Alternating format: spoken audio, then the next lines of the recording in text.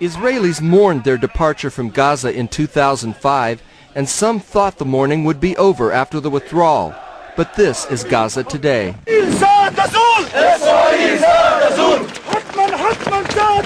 Rather than bringing renewed security to Israel, today Gaza is a boiling pot of Islamic terror focused on Israel.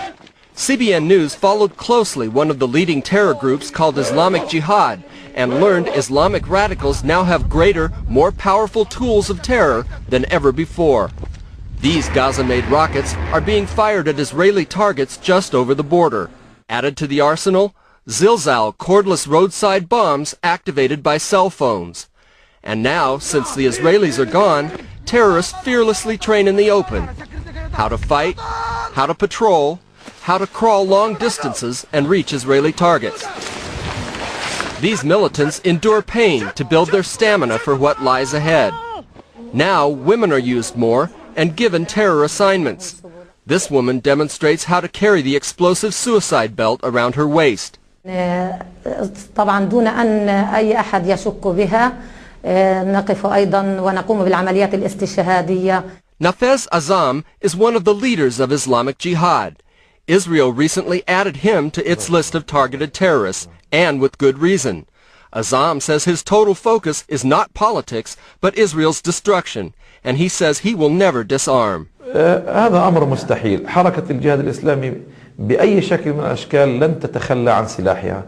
سلاح الجهاد الإسلامي هو سلاح مشروع ومقدس للدفاع عن هذا الشعب، وبالتالي لا يمكن على الإطلاق أن يكون هذا السلاح في أي وقت من الأوقات عرضة للمساومة. Here and everywhere in Israel, authorities are standing guard against terrorist attacks. But while some terrorist groups politicize their moves, members of Islamic Jihad remain focused on the war against Israel from their central training ground in Gaza. John Wagi, CBN News, Ma'ali Adamim, Israel.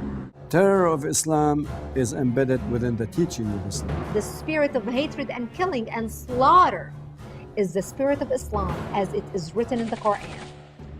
Now I have, in one hand, I have the Quran, in the other hand, I have the AK-47 machine gun. I can change the world. Islam has a plan to take over the world. They believe very strongly that they are going to create a worldwide ummah, or nation of Islam. Plainly, the Muslims have a missionary agenda, and governments, Muslim governments like Saudi Arabia and Kuwait, are funding the evangelization of the West through videos, through booklets, through leaflets, and through many other programs. We're seeing Islamic societies seeking to impose a 7th century Arab worldview on everybody else. While they all know life is better in the West, they want to destroy the West.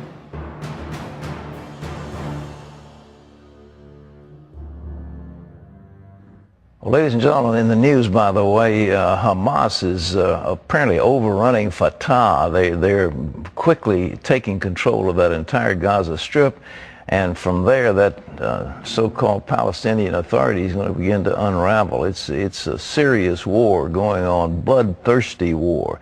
Well, our next guest is a former Palestinian terrorist. He's now a born-again Christian. He's written a fascinating new book that is entitled, quote, Why We Want to Kill You.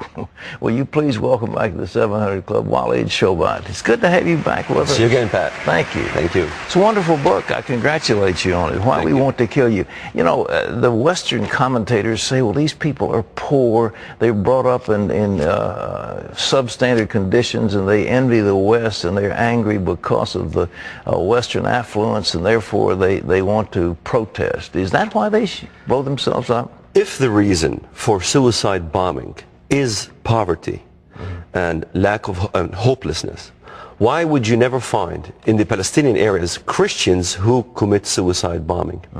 The argument could be is, wait a minute, Christians are not accustomed to suicide bombing. Well, you have the second largest terror organization after the PLO is the PFLP, Popular Front to Liberate Palestine, which is ran by a Christian terrorist by the name of George Habash. Yeah. Now, George Habash, his organization, whenever they need a suicide bomber, or they would use a Muslim, always, 100% of the time. The Hindus don't have suicide bombers, and the Buddhists don't have suicide bombers. That's a very good point.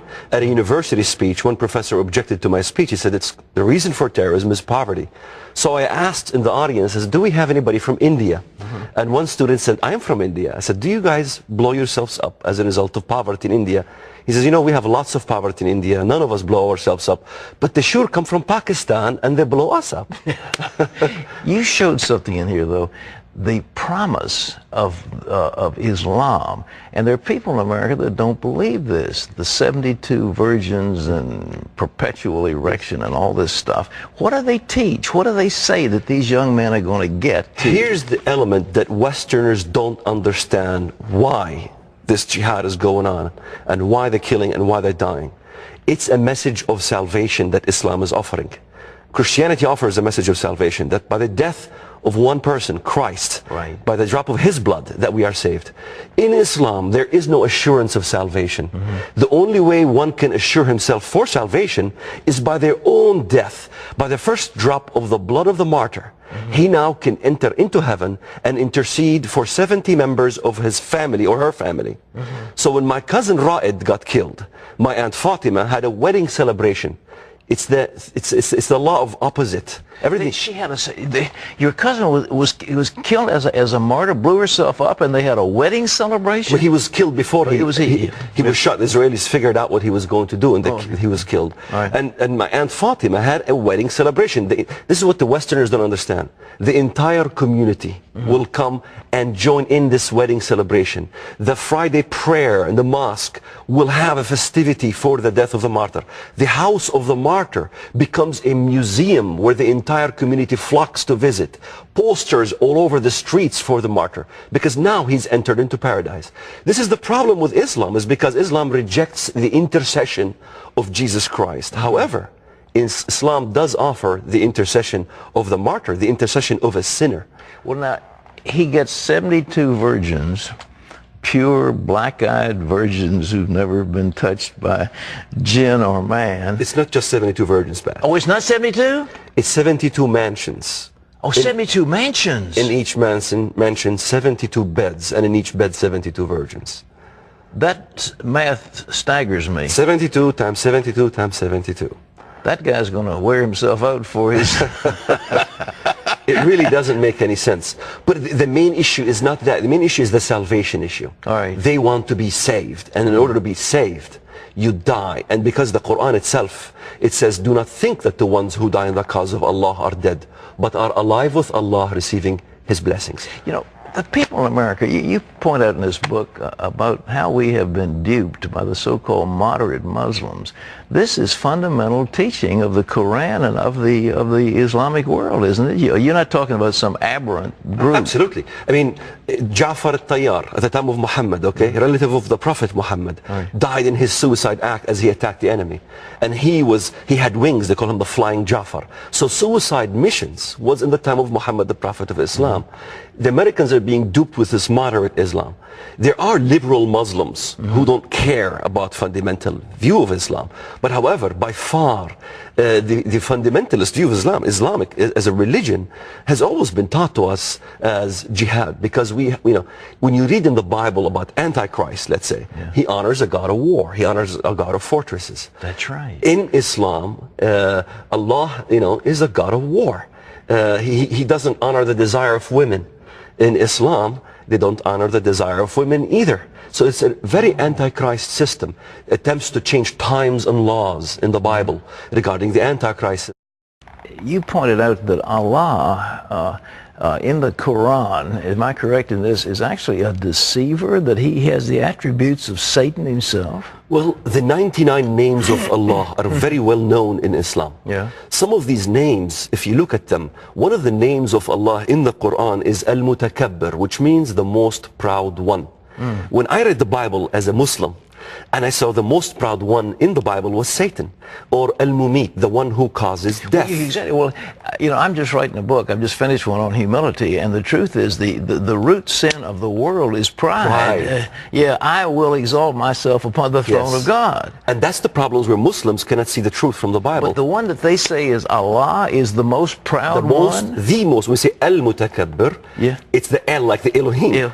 Al is the most proud one. So the most proud one is Allah. But that's really Satan. Exactly. And it's worse than that, because he's the one who causes death, Al-Mumit, Al-Makir, the great deceiver. Yes. This is the names of Allah in the Quran.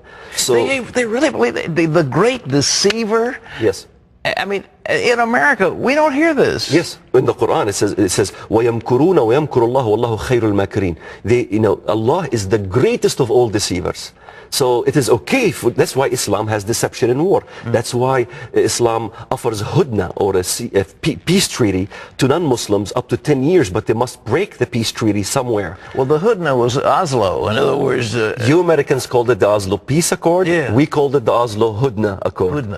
So a hudna is a treaty. It's actually not a peace treaty. It's a ceasefire. In Islam, we're allowed to have a ceasefire for two reasons. First, reason number one, to gain concessions. Yes. Reason number two, to deceive the enemy and destroy them in the end.